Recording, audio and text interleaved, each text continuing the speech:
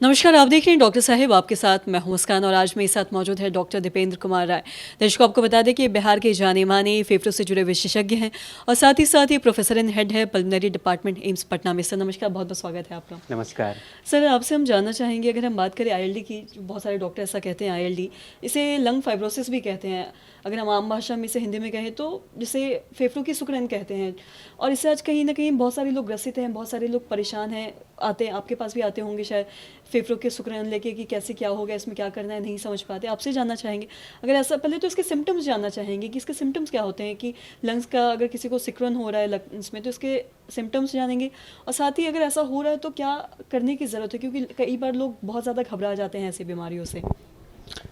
ILD जो इसका full form जो होता है इंटरस्टिशियल लंग डिजीज, ये एक बीमारी आप बोल सकते हैं, एक बीमारी नहीं होती है, एक ग्रुप ऑफ ऑलमोस्ट 100 बीमारियों का ग्रुप है। और इसमें सिंपल पूछे कि लक्षण क्या है तो मैं बताऊंगा कि इसमें मरीज जनरली सूखी खांसी, इनको बहुत लंबे समय से सूखी खांसी है और चलने में सांस फूलता है। और ये सांस फूलना शुरू में होगा कि अब बहुत चढ़ाई पे चलने पे होगा और फिर धीरे धीरे बढ़ते बढ़ते होगा कि वो बैठे हुए तब भी सांस फूलता है। तो अगर किसी को ऐसा लक्षण है, इसमें ऐसा नहीं है कि इसमें 20 साल की उम्र को भी आईएलडी हो सकता है और 60 साल की उम्र को भी आईएलडी हो सकता है।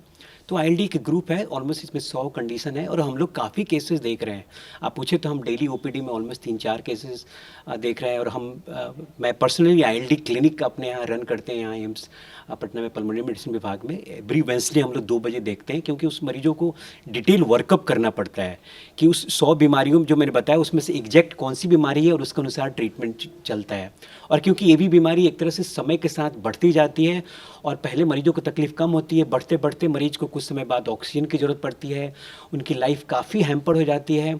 और फिर आपको एक तरह से दवा अगर अर्ली स्टेज में नहीं स्टार्ट करें तो फिर दिक्कत होती है। बाद में इतना बढ़ते बढ़ते ऐसा होता है कि मरीजों को लंग ट्रांसप्लांट करने की ज़रूरत पड़ती है, जो लंग ट्रांसप्लांट बहुत इजी नहीं है। बहुत कम सेंटर में इंडिया में अवेलेबल है। जनरली साउथ में लंग ट्रांसप्लांट हो रहा है, जिसमें करोड़ों का एक्सपेंसेस है। तो इसको जितना जल्दी हम लोग पता कर लें, ये मतलब कि बहुत इंपॉर्टेंट है मरीज को के पॉइंट ऑफ व्यू से, और डिजीज को भी पहले हम कंट्रोल कर लें। जी, आपने अभी ट्रांसप्लांट की बात की है, तो क्या लंग फाइब्रोसिस अगर किसी को होता है या फिर लंग्स में अगर सिकुड़न किसी को होता है तो क्या इसमें जो आखिरी उपाय है वो ट्रांसप्लांट ही है?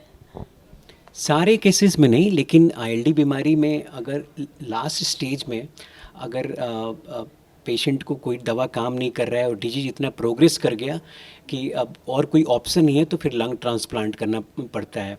लंग ट्रांसप्लांट के लिए भी सारे मरीजों को नहीं, उसके लिए भी इंडिकेशन होती है कि किस एज ग्रुप या कुछ कुछ चीज़ें उसमें साथ में नहीं होना चाहिए। बहुत ज़्यादा ही पेशेंट को अगर सीवियर हो गया और पूरा ऑक्सीजन डिपेंडेंट और मूवमेंट नहीं है तो वैसे केसेस भी नहीं कर सकते हैं। तो नॉर्मली हम लोग क्या करते हैं कि आईएलडी की बीमारी को ट्रीटमेंट स्टार्ट करते हैं, और अगर लंग ट्रांसप्लांट की इंडिकेशन हमें लगता है कि आगे चल के ज़रूरत पड़ेगा तो हम लोग उसको लाइन लिस्टिंग करते हैं, लिस्टिंग फॉर ट्रांसप्लांट करते हैं, उनको एक रजिस्टर में एंट्री करते हैं और फिर जो ट्रांसप्लांट टीम है जहाँ भी, वहाँ से कंसल्टेशन करते हैं क्योंकि 1-2 साल में ट्रांसप्लांट की ज़रूरत पड़ेगी। तो ऐसे मतलब हम लोग प्लान आउट करते हैं।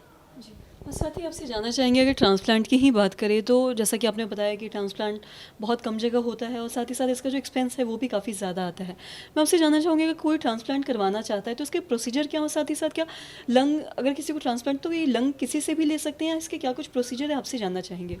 इसके बहुत बड़ी प्रोसीजर है, डिटेल्स इसके प्रोसीजर हैं। नॉर्मली कोई भी ट्रांसप्लांट मतलब कोई भी अपना लंग नहीं दे सकता है। नॉर्मली कैडबेरिक जो डोनर है हम लोग उसका लेते हैं, और एक अलग सा इसका नेशनल लेवल पे जो स्टोरेज है उसका चलते रहता है, और वहाँ से आपको कांटेक्ट करना पड़ेगा ट्रांसप्लांट के लिए। तो जो ट्रांसप्लांट जहाँ जहाँ पे होता है उनके सारे कांटेक्ट रहते हैं, और फिर अवेलेबिलिटी के ऊपर है कि वहाँ पे अवेलेबल है कि नहीं है। इसलिए पहले से लिस्ट बना लेते हैं, और फिर अवेलेबिलिटी का कहीं आपको तुरंत ज़रूरत है तो ऐसा नहीं है कि आपको लंग्स कहीं से दूसरी जगह से मिल जाएगा। उसमें वेटिंग टाइम होता है कि आपको 1 मिनट लग सकता है, 2 महीने लग सकता है।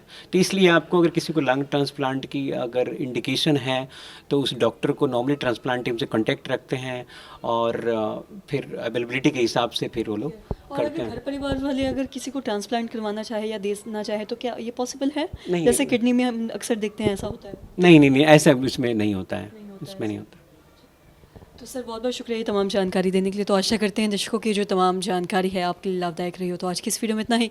अगर आपने अब तक हमारे चैनल को सब्सक्राइब नहीं किया तो तुरंत कर ले, साथ ही हमारे फेसबुक पेज को लाइक करें। वीडियो देखने के लिए आपका धन्यवाद।